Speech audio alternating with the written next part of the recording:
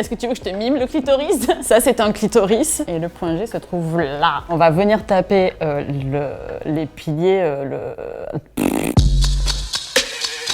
Bonjour, je m'appelle June, j'ai créé le compte Instagram Jouissance Club et j'ai écrit aussi un livre récemment. Aujourd'hui, on va essayer de démêler le vrai du faux en matière de sexualité, orgasme et tout ce qui tourne autour.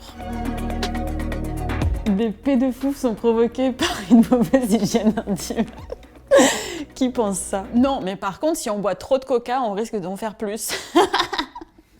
Non, ça aussi c'est une intox. Pendant la pénétration, parfois de l'air peut rentrer et cet air, il faut l'évacuer et c'est juste de l'air qui est provoqué par le pénis ou le god de ton ou ta partenaire. C'est tout. Ce n'est pas ta faute techniquement. On peut en rire en fait. C'est tellement naturel. Comme quand on rote en public, ça fait rire les gens en général.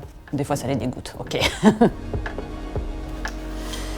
Il existe des personnes vaginales et des personnes clitoridiennes. Intox parce que techniquement tout le monde est clitoridien, clitoridienne. L'orgasme par pénétration existe, mais il est lié au clitoris en interne. Le terme clitoridien ou clitoridienne interne ou externe serait plus approprié. Il y a un mythe tout autour de l'orgasme vaginal parce qu'il y a beaucoup d'idées reçues. On montre énormément de pénétration, pas que dans les pornos, aussi dans les films où les acteurs hétéros en général orgasment en même temps grâce à la pénétration.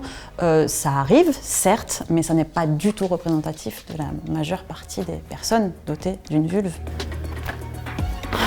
Le sperme serait un excellent antidépresseur et anti-âge. Alors, ça n'a pas été prouvé, mais vous pouvez quand même vous faire des masques de sperme comme avec Vincent McDo. Apparemment, à ce qui paraît, le sperme libérerait de la sérotonine et de la mélatonine qui lutterait contre l'anxiété et la dépression. À prendre avec des pincettes cette information toujours. C'est possible que ce soit des chercheurs masculins, oui, qui aient mené cette étude, tout à fait, pour qu'on l'avale.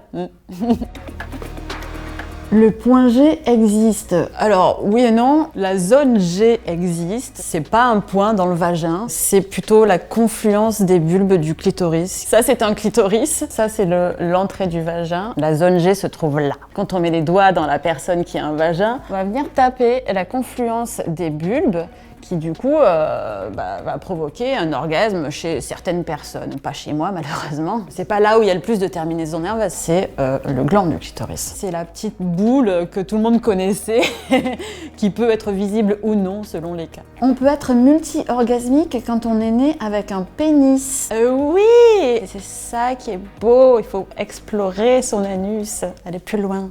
Et au-delà. Je pense que ce serait stupide de ne pas vouloir explorer son rectum pour des raisons complètement obscures, de passer à côté d'un plaisir qui est vraiment très intense. Je conseille de faire ça déjà à son rythme, tout seul. Personne ne te regarde, personne ne te juge et tu verras que peut-être tu expérimenteras un de tes plus beaux orgasmes. On a le droit de ne pas avoir envie, de ne pas aimer, mais ne pas le faire parce qu'on a peur de passer pour un homosexuel ou une femme soumise, alors ça, c'est une idée de merde. Voilà. Ce n'est pas la taille qui compte. Oui et non.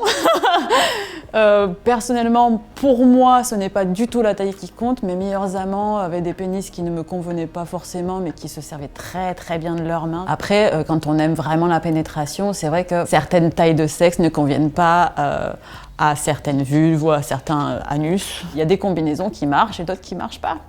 C'est la vie. On peut rester avec quelqu'un et être amoureux de quelqu'un avec qui la taille du sexe n'est pas forcément compatible avec la nôtre. Encore une fois, il y a les mains, il y a la bouche, il y a un milliard de choses à faire à côté. Et puis il y a des godes aussi en vente.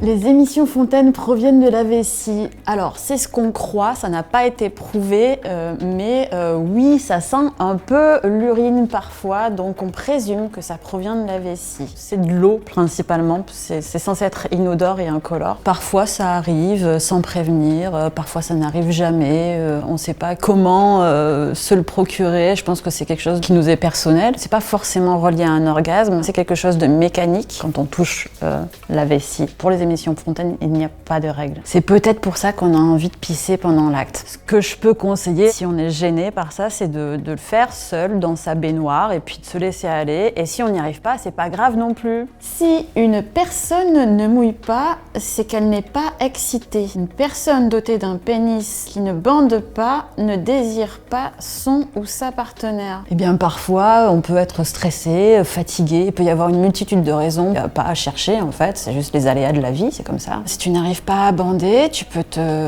t'occuper de ton ou ta partenaire avec tes mains, ta bouche, se procurer du lubrifiant pour commencer, rassurer l'autre, se rassurer, rester bienveillant et puis attendre que ça revienne. Arrêtez de se mettre la pression. C'était ton estomac? J'ai cru que c'était le métro qui passait en dessous.